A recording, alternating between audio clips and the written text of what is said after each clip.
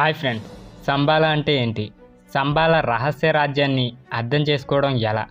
నిజంగా సంబాల రాజ్యాన్ని చూసిన వారంటూ ఎవరన్నా ఉన్నారా? ఈరోజు వీడియోలో ఈ మిస్టరీ యొక్క ప్రదేశాన్ని అయితే తెలుసుకుందాం. సో వీడియోని అయితే ఎవరైతే కొత్తవారు చూస్తున్నారో, ఇప్పటివరకు మన ఛానల్ని సబ్స్క్రైబ్ చేయని వారు ఎవరైనా ఉంటే కింద సబ్స్క్రైబ్ అనే బటన్ ఉంటుంది, దాని పక్కన బెల్ ఐకాన్ ఉంటుంది, తప్పకుండా ఆన్ చేసుకోండి. మన ఛానల్లో మంచి ఇన్ఫర్మేటివ్ అండ్ నాలెడ్జ్ వీడియోస్ ఉంటాయి, దయచేసి ఛానల్ని అయితే సబ్స్క్రైబ్ చేసుకోండి. ఇంకా వీడియో టాపిక్లోకి వెళ్ళిపోదాం. సంబాల శాంతి ప్రదేశం లేదా నిశ్శబ్ద ప్రదేశం అని అర్థం వచ్చే సంస్కృత పదం. కాలచక్ర తంత్రం పశ్చిమ టిబెట్లోని టిబెటన్ బౌద్ధ మతానికి పూర్వం ఉన్న జాంగ్జుంగ్ సంస్కృతికి చెందిన పురాతన గ్రంథాలతో సహా పురాతన గ్రంథాల్లో చెప్పబడిన పౌరాణిక స్వర్గం. పురాణాల ప్రకారం ఇది స్వచ్ఛమైన హృదయం మాత్రమే జీవించగలిగే భూమి, అంటే జ్ఞానోదయం పొందినవారు.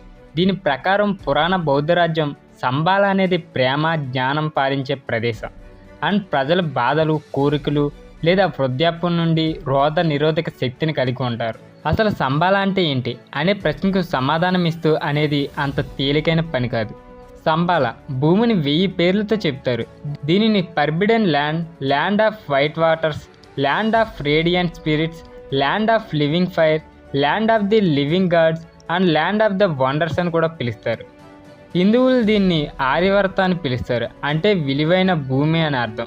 చైనీయులకు దీన్ని హైటైన్ అని పిలుస్తారు. వాంగ్యూ యొక్క పశ్చిమ స్వర్గం.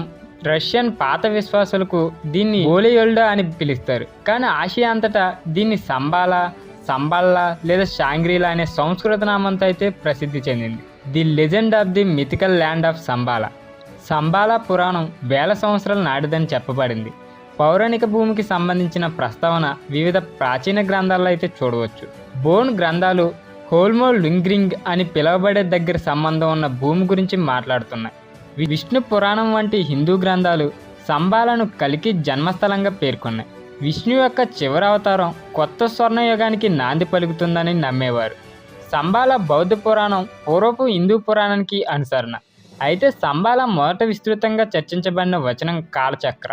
కాలచక్ర అనేది టిబెటన్ బౌద్ధ మతంలో సంక్లిష్టమైన ఆధునితమైన రహస్య బోధన అభ్యాసాన్ని సూచిస్తుంది.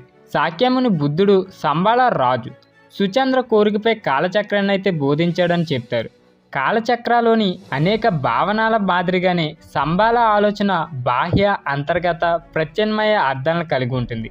ఇది సంబాల అంటే ఏంటో తెలియని వారికి నిజంగా అర్థం చేసుకోవడం సంక్లిష్టంగా మారుతుంది.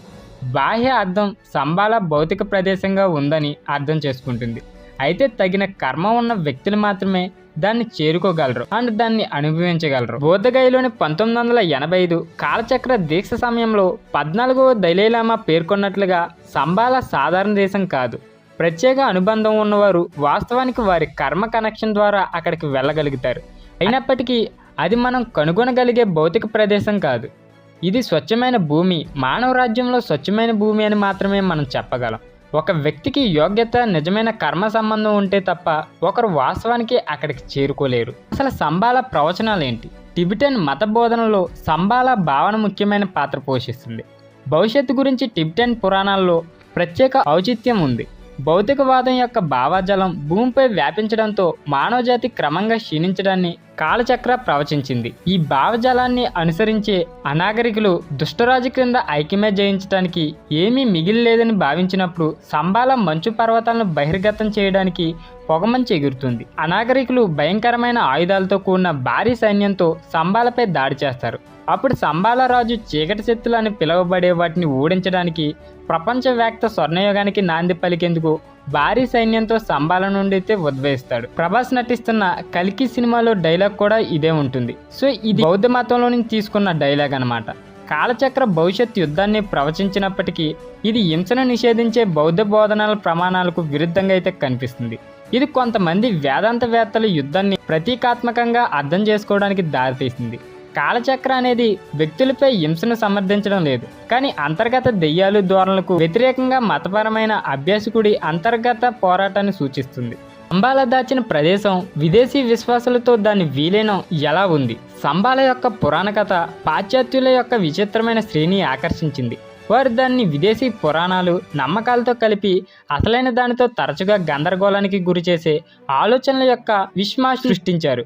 అనేక శతాబ్దాలుగా అనేక మంది అన్వేషకులు ఆధ్యాత్మిక జ్ఞానాన్ని కోరుకునేవారు సంబాల యొక్క పౌరాణిక స్వర్గం కోసం అన్వేషణలు ప్రారంభించారు. ఉదాహరణకు జర్మనీ నాజీలలో కొంతమంది ఉన్నతస్థాయి అధికారులు టిబెట్కు అధికారిక దండయాత్రలను పంపడానికి దారి చేసిన క్షుద్ర శాస్త్రంలో వారి నమ్మకాల కోసం గుర్తించుకోబడ్డారు. నాజీ యుజంపై కొన్ని యుద్ధానంతర అధ్యయనాలు సందేశాత్మకమైన వాదనలు చేశాయని స్టడీ బౌద్ధ మతం నివేదించింది. ఈ దండయాత్రలు హిమాలయాల క్రింద దాగి ఉన్న సంబాల అగర్తియాలోని ఆర్యన్ పూర్వీకులను కనుగొనడానికి పంపబడ్డాయి. చాలామంది అక్కడ ఉన్నట్లు నివేదించినప్పటికీ ఎవరు ఇంకా దాని ఉనికిని సంబంధించిన ఎలాంటి ఆధారాలను అందించలేదు లేదా మ్యాప్లోని దాని భౌతిక స్థానాన్ని గుర్తించలేకపోయారు. అయితే చాలా సూచనలు యురేషియాలోని పర్వత ప్రాంతాల్లో సంబాలను అయితే ఉంచుతున్నాయి. పురాతన జుంజుంగ్ గ్రంథాలు సంబాలను భారతదేశంలోని పంజాబ్ లేదా హిమాచల్ ప్రదేశ్లోని సట్లెజ్ లోయతో అయితే గుర్తించాయి. మంగోలియన్లు సంబాలను దక్షిణ సైబేరియాలోని కొన్ని లోయలతో అయితే గుర్తించారు. ఆల్టై జానపద కథల్లో బెలూకా పర్వతం సంబాలకి ప్రవేశ ద్వారంగా ఉంటుందని అయితే నమ్ముతారు.